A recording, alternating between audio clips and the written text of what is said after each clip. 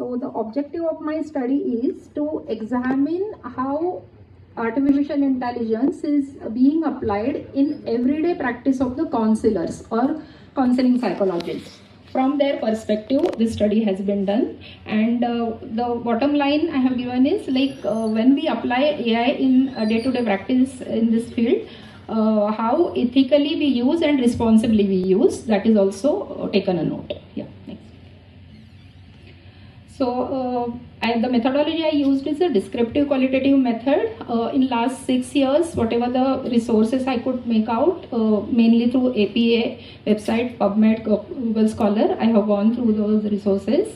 And the focus is again on the counseling psychology practice. Yeah. Okay, so AI is applied in every sector, but why so much important in mental health care sector? Here are a few indicators. Like rising demand, definitely in last few years, especially after COVID, probably we can see not only nationally but globally.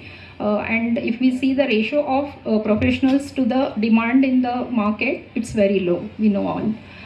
Then digital platforms people are seeking these days, so that is a very good platform to reach out to people in this regard. So AI would be helpful in this regard. And we need over the period efficient, accessible and evidence-based information. So this is another factor, and from future perspective it will help for the scalable solutions, not only the day-to-day counseling practices. Okay, so my study I divided into especially these 4 areas. We'll just see one by one. Next. Okay, one is the psychoeducation. I feel that is the very first thing one should look at, that the information, more and more information can be accessible because of AI. Help-seeking behavior, there would be improvement with the use of this. We know that chatbots, websites, various apps are being used these days.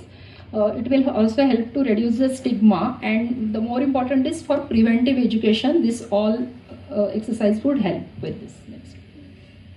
Second area is psychological assessment and intervention.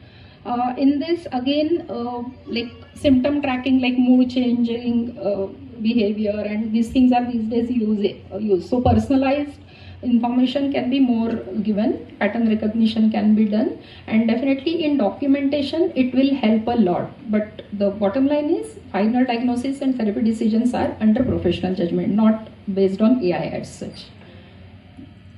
Third area is AI in group therapy facilitation. Group therapy is something I feel more important.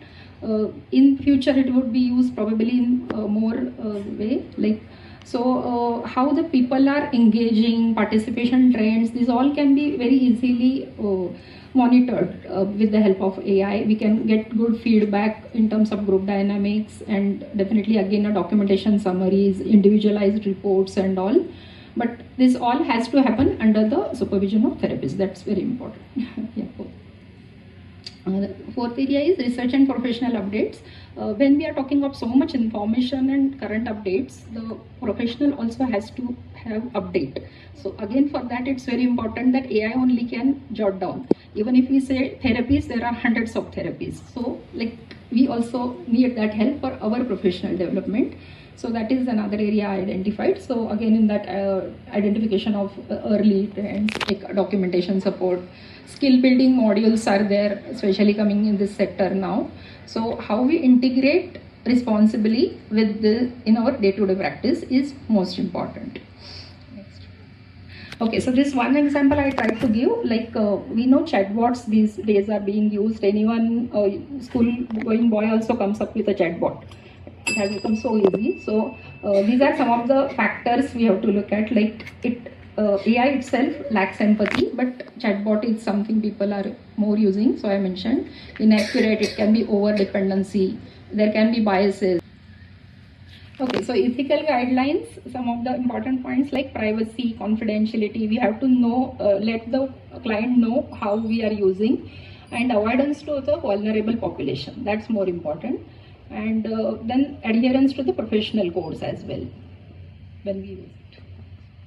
So just I summarized a few points what I was looking forward to the study. So digital literacy, every professional psychologist, whatever is the age, we have to get adapted to this and responsibly interpret all the results decision making and integrate considering the therapeutic boundaries and human dignity. So the conclusion is overall, considering the ethical factors, how responsibly we integrate, that's more important. Yeah. So this is the conclusion, real conclusion I can say. AI is transforming the contemporary mental health by enhancing, not by replacing human connection. That's very important. Thank you.